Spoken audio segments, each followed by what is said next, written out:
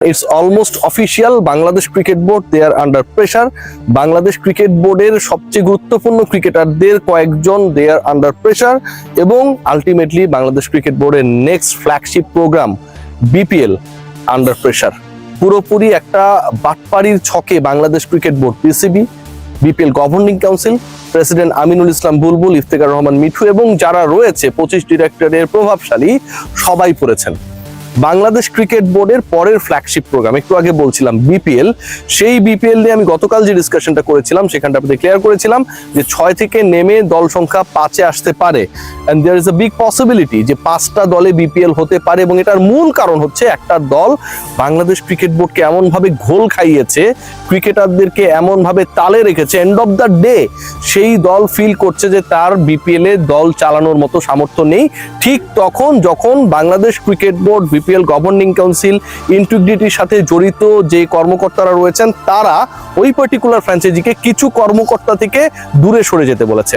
Cricket বোর্ডের এই উদ্যোগটাকে আমি সাধুবাদ জানাতেই চাই যে ক্রিকেট বোর্ড আসলে ইন্টিগ্রিটির ইস্যুতে কোনো টলারেন্স করবে না, জিরো টলারেন্স নীতিতে গেছে। কিন্তু যেই দলটা চট্টগ্রাম রয়্যালস, তাকে সিলেক্ট করা হলো, অপরচুনিটি দেওয়া হলো, ড্রাফট টেবিলে বসানো হলো, নিলাম থেকে ক্রিকেটার পিক করার সুযোগ করে দেওয়া হলো, সেই particular team end of the day যে কাজটা করলো সেটা সকল জল্পনা কল্পনা বাস্তবতাকে হার মানায়। নাইম শেখ, যে ক্রিকেটার এবারের আপকামিং বিপিএল এর সবচেয়ে কস্টলি লোকাল ক্রিকেটার, সেই ক্রিকেটারের হোম যখন চট্টগ্রাম, তিনি শেষ পর্যন্ত তার চুক্তির টাকার 1,10,00,000-এর 10 লাখ টাকাও পাবেন কিনা সেটা শঙ্কায় রয়েছে। চট্টগ্রাম দলটাই হয়তো থাকবে না। Bangladesh cricket board bank guarantee নিয়ে আমরা অনেক কথা শুনেছি, 10 crore। বাংলাদেশ ক্রিকেট বোর্ড এই দলের কাছ থেকে এখন পর্যন্ত ব্যাংক জামানতের টাকা ক্যাশ করতে পারে নাই। আজকে সেই রিপোর্টটা সমকালে এসেছে, কোনো টাকা ক্যাশ করতে পারে নাই বাংলাদেশ ক্রিকেট বোর্ড। তাদেরকে যে ফ্র্যাঞ্চাইজি ফি চেক দেওয়া হয়েছে সেই চেক থেকে অর্থ উত্তোলন করতে গিয়েও কোনো টাকা ক্যাশ করতে পারে নাই।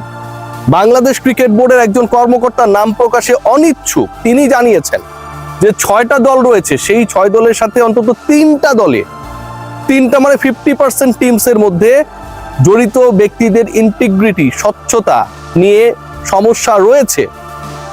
6 দলের মধ্যে 3 দলেই গ্যাঞ্জাম রয়েছে যারা 2 নম্বরী কর্মকাণ্ডের সাথে জড়িত বলে সন্দেহভাজন। এবং এই 3টা দলের 66% টিম তারা হচ্ছে নতুন ফ্র্যাঞ্চাইজি। নামগুলো সম্পর্কেও ধারণা পেয়েছি, নেক্সট রিপোর্টসগুলোতে নিশ্চয়ই আমি সেটা আপনাদেরকে বলবো, আমাকে কেউ আটকাতে পারবে না এই ব্যাপারে। 66% টিম নিউ ফ্র্যাঞ্চাইজি, যারা integrity problem, papers work, bank জামানত, ক্রিকেটারদের সাথে কন্ট্রাক্ট এবং সন্দেহভাজনদের সাথে যোগাযোগ রক্ষা করছে।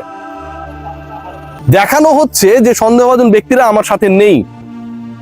ধরেন আমি বিসিবিতে এসছি, আমার সাথে তারা নেই, কিন্তু আমি ক্রিকেট বোর্ডের বাইরে গিয়ে যেখানে কফি শপে চা খাইতেছি সেখানটা আমি তার সাথে প্ল্যান করছি। আমি যে এলাকায় থাকি সেই এলাকায় তার সাথে আমি প্ল্যান করছি। আমি যেই অফিসে বসি সেই অফিসে আমি তার সাথে প্ল্যান করছি।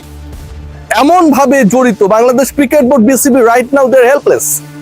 তারা কিভাবে এটা থেকে বের হবে তারা সেই ওয়ে আউট খুঁজে পাচ্ছে না। নাইম শেখ কিভাবে 1,10,00,000 পাবে চিন্তা করে দেখতে পারেন। মানে এটা যেন বর্ষাকালের আকাশের মতো অবস্থা, এই ভালো এই খারাপ, প্রেম মানে মিষ্টি পাপ। চট্টগ্রামের প্রেমে পড়ে নাইম শেখ যেন মিষ্টি পাপ করে ফেলেছে। সেই মিষ্টি পাপে পাপিষ্ট নাইম শেষ পর্যন্ত, ছন্দ মিলিয়ে বলছি আর কি, নাইম ভালো ছেলে, তাকে আমি পাপিষ্ট বলছি না, ছন্দ মিলিয়ে বলছি, 1,10,00,000-এর 10 লাখ টাকা পাবে কিনা সেটা নিয়ে শঙ্কায়। শাক মাহেদি সেই দলে খেলছেন, শরীফুল সেই দলে খেলছেন, তাদের কি হবে? বাংলাদেশ ক্রিকেট বোর্ড এখন এমন একটা সিচুয়েশনে পড়েছে যে আপকামিং বিপিএল এ তারা চট্টগ্রামকে অধিগ্রহণ করবে কিনা, অ্যাকোয়ার করবে কিনা। থাকে না, সরকার অনেক জমি অধিগ্রহণ করে এবং সেই অধিগ্রহণ করা জমিতে নানা স্থাপনা বানায়। ক্রিকেট বোর্ডের সামনে এমন একটা টালমাটাল অবস্থা যে আপনি 6টা ফ্র্যাঞ্চাইজিকে নিয়ে অলরেডি শিডিউল করে ফেলেছেন, প্লেয়ার্স ড্রাফট করে ফেলেছেন, অকশন করে ফেলেছেন, প্লেয়ার্স ডিস্ট্রিবিউশন করে ফেলেছেন। লোকাল প্লেয়ারদের একটা গ্রুপ অলরেডি ওই বিতর্কিত ফ্র্যাঞ্চাইজির মধ্যে রয়েছে এবং তাদের মালিক পক্ষ বলছে যে তিনি বা তার দল পরিচালনা নিয়ে কনফিউজড। প্রশ্নটা হচ্ছে, আমিনুল ইসলাম বুলবুল নানা ধরনের কর্মব্যস্ততার মধ্যে থাকেন, মাইনা নিলাম আমি। ইফতেখার রহমান মিঠু, আমার প্রিয় মিঠু ভাই, যিনি কদিন আগে ইন্টারভিউতে বলেছেন যে বিপিএল এর সবশেষ আসরে 90 ভাগ ম্যাচ নাকি ফিক্স ছিল, 90 ভাগ ম্যাচে 2 নাম্বারই হয়েছে। আগের বিপিএল এ 90 ভাগ ম্যাচে 2 নাম্বারই হয়েছে, মানে আগের বিপিএল এর এই দায়টা তিনি কাকে দিয়েছেন জানেন? 90 ভাগ মানে কি? মনে করেন আগের বিপিএল এ ম্যাচ হয়েছে 40টা, 35টা ম্যাচেই 2 নাম্বারই হয়েছে according to the member secretary of BPL governing council, যিনি এটা অফিসিয়াল স্টেটমেন্ট দিচ্ছেন। ইন্টারেস্টিং পার্ট যেটা, তিনি এখানে দায়ী করছেন কাদের? দায়ী করছেন নাজমুল আবেদিন ফাহিমকে, দায়ী করছেন আমার অত্যন্ত প্রিয় ফারুক ভাইকে, ফারুক ভাই আসসালামু আলাইকুম, ফারুক ভাইকে, এবং তিনি দায়ী করছেন আগের বিপিএল এ যেই দলগুলো খেলেছিল। ধরেন বর্তমানে চট্টগ্রাম রয়্যালস আগের বিপিএল এ ছিল না, নোয়াখালী এক্সপ্রেস আগের বিপিএল এ ছিল না, সিলেটের নতুন যে দলটা এসেছে আগের বিপিএল এ ছিল না। আগের বিপিএল এ ছিল কে? আগের বিপিএল এ ছিল হচ্ছে ঢাকা ক্যাপিটালস, আগের বিপিএল এ ছিল রংপুর রাইডার্স।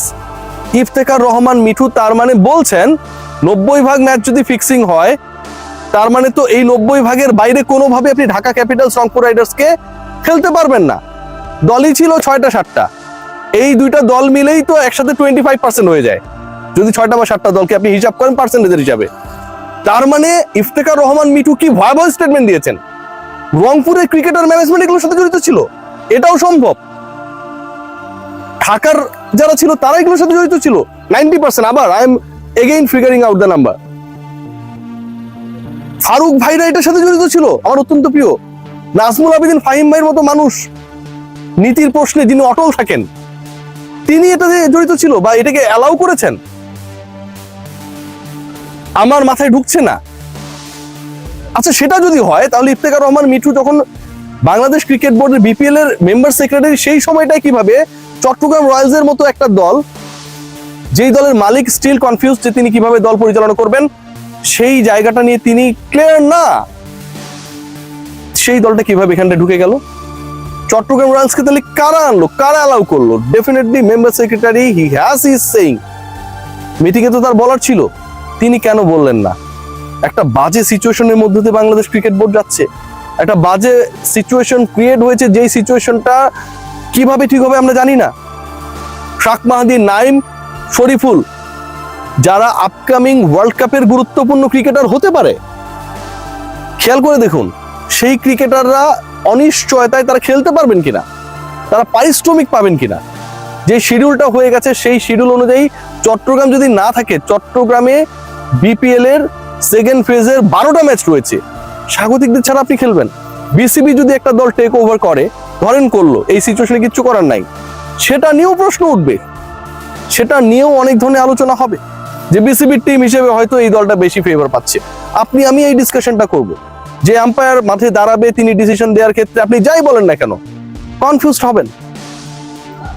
90% দল ফিক্সিং করেছে, জড়িত ছিল, এই অভিযোগ নাকি আইসিসি থেকে বিসিবি পেয়েছে। কি ভয়াবহ! এবং সেই 90% দল গত বিপিএল ইফতেখার রহমান মিঠু নিজে ছিলেন, বোর্ডের ডাইরেক্টর তো ছিলেন, নাজমুল আবেদিন ফাহিম ভাই ছিলেন, ফারুক আহমেদ ছিলেন, গভর্নিং কাউন্সিলে তাদের একটা গুরুত্বপূর্ণ রোল ছিল। সেই মানুষগুলো যদি থাকার পরেও এই ঘটনা ঘটে, তাহলে আঙুলটা মিঠু ভাই কার দিকে তুললেন? আমি কারো পক্ষে বিপক্ষে বলছি না, আমি জাস্ট তার স্টেটমেন্ট অনুযায়ী কথাগুলো বলছি, খেয়াল করে দেখুন। এবং 90% ম্যাচ যদি 2 নম্বরই হয়, তাহলে এক্সিস্ট করা গত বিপিএল এবং এই বিপিএল এ যে দলগুলো থাকছে তাদের নিয়েও তো তাহলে প্রশ্ন উঠে, মিঠু ভাই এই দলগুলোকে কিভাবে অ্যালাউ করলেন? আমি ভাই জানি না, আমার কোনো দোষ নাই। সবাই ভালো থাকেন, মিঠু ভাই জিজ্ঞেস করেন। Take care.